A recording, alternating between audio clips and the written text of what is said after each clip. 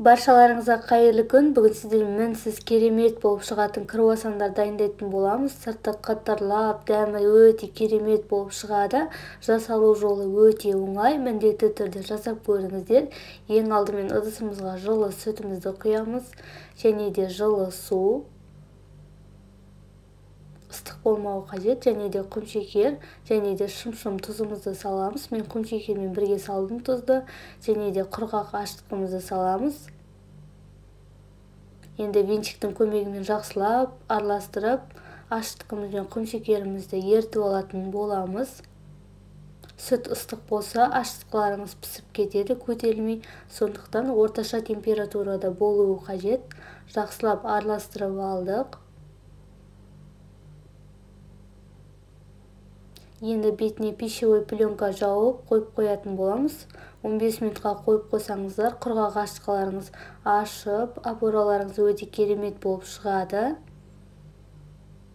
Осылай ауа кірмейтіндей қылып жақсылап жауып қоятын боламыз. Ашытқыларыңыз жақсы болса, осылай көтеріліп, ашып әдемі болып шығады. Ашытқының өзін осылай ашытып алатын боламыз. Және де бізге 2 жұмыртқа қажет. Екінші жұмыртқаның ағын ғана алып, сарысын бөлек алып қоямыз бетіне жағуға, және де сұйық май. Осылай ашытқымызды 1-2 рет араластырып аламыз. Сұйық күнбағыс майын және де жұмыртқамызды саламыз. Жұмыртқаны да алдын ала шығарып, жылы болғаны дұрыс. Енді жақсылап араластырып аламыз. Майымыз толықта араласып, жұмыртқамызда біркелкі болып шығуы қажет.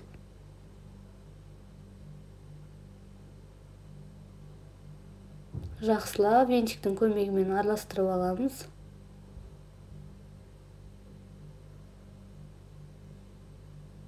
Енді ұн салатын боламыз. Описанияға 700-800 грамм деп жаздым. Бірінші 700 грамм салып алыңыздар. Осылай електен өткізсеңіздер, қамырларыңыз жақсы көтеріліп, әдемі болып шығады, жеңіл болып. Сондықтан осылай жасаған дұрыс. Егер қамырларыңыз тым жұмсақ болып қалса, тағы да 100 грамм қоссаңыздар, 800 грамм болады. Енді жақсылап қамырымызды елейтін боламыз. Бізде тым жұмсақ емес, қатты емес, орташа тығыздықта қамыр шығуы қажет. Осылай жақсылап араластырып, қамырымызды елеп алатын боламыз. Осылай дайын болды. Енді бетін жауып, 1 сағатқа ашытып, жылы жерге қойып қоятын боламыз орап. Мен үлкенірек ыдысқа салып қойдым. Осылай көтеріліп, өте әдемі болып шықты. Және де бізге енді сары май қажет. Осылай алдын ала шығарып, бөлме температурасына еріп тұру қажет. Газға ертуге болмайды. Енді ашыған қамырымызды осы видеода көрсетілгенде жасап, 10 немесе 12 бөлшекке бөліп алатын боламыз. Осылай алдын ала пышақпен есептеп алсаңыздар болады. Барлығын біркелкі етіп бөліп алатын боламыз. Біздің қамырымыз жұмсақ болғандықтан өте оңай жайылады, әрі жұмсақ керемет болып шығады круассандар. Барлығын осылай бөліп болған екен, енді домалақтап шығатын боламыз, жаюға ыңғайлы етіп.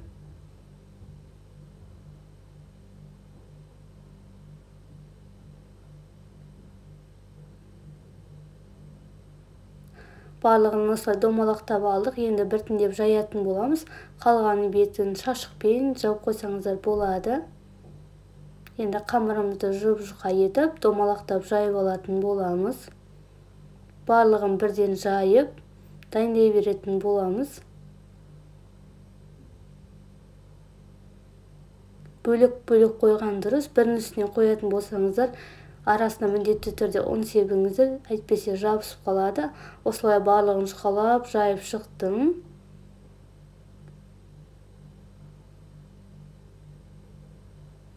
Енді қамырымызды қойып, осылай сары майымызды қолымызбен жақсылап жағып шығатын боламыз. Біркелкі етіп жағу қажет, бір жерінде көп бір жерінде жоқ болып қалмау үшін асықпай жақсылап барлық шетіне жайып шығатын боламыз. Кез келген сары майды қолдана берсеңіздер болады. Енді келесі қамырымызды үстінен қойып, осылай қолмен кішкене ғана басып жібересіздер, және дәл солай майымызды жағып шығатын боламыз.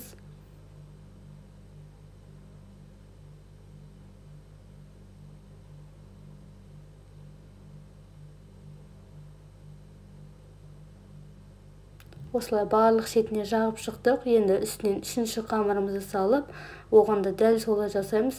Осылай 9 қамырдың бетіне осылай жағып шығасыздар. Ең үстіңгі қабатына жақпайсыздар.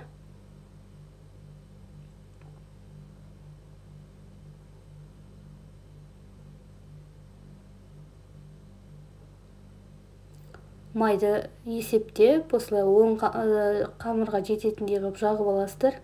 Осылай барлығын арасына жағып шықтым. Енді шет жақтарын кішкене жауып, осылай жайып шығатын боламыз.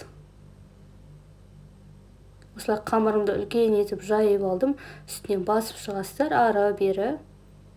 Енді пышақпен тура ортасынан бөлетін боламыз.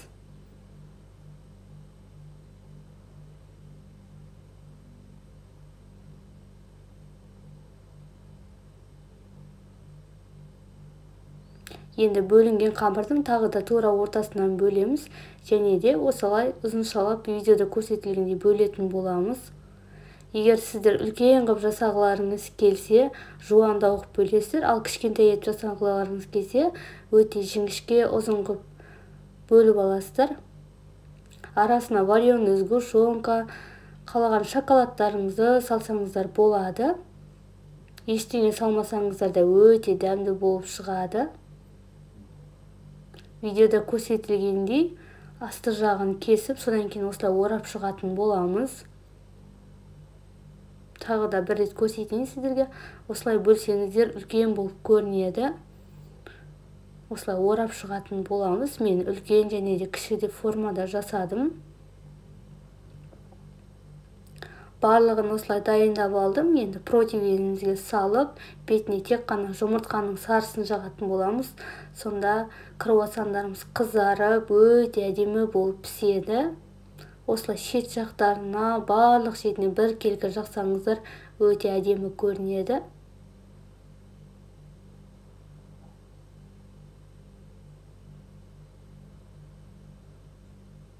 Алдын ала пештеріңізді қыздырып, дайындап қойыңыздар. Осылай өте әдемі болып пісіп шықты. Осылай сарғайтып, немесе тағы да біраз қып-қызыл қылып алсаңыздар да болады. Осылай сырты қытырлап, іші де керемет болып шығады. Маймен өте дәмді шығады дәмі. Міндетті түрде жасап көріңіздер. Сіздерге видео ұнаса лайк басып, комментарий қалдырып кетіңіздер. Менің каналыма тіркелмеген болсаңыздар, міндетті түрде тіркеліп, осы рецепті жоғалтып алмаңыздар. Алда күнделікті жаңа рецепттер шығаратын боламын. Баршаларыңызға ас болсын. Соңына дейін қарағандарыңызға рахмет.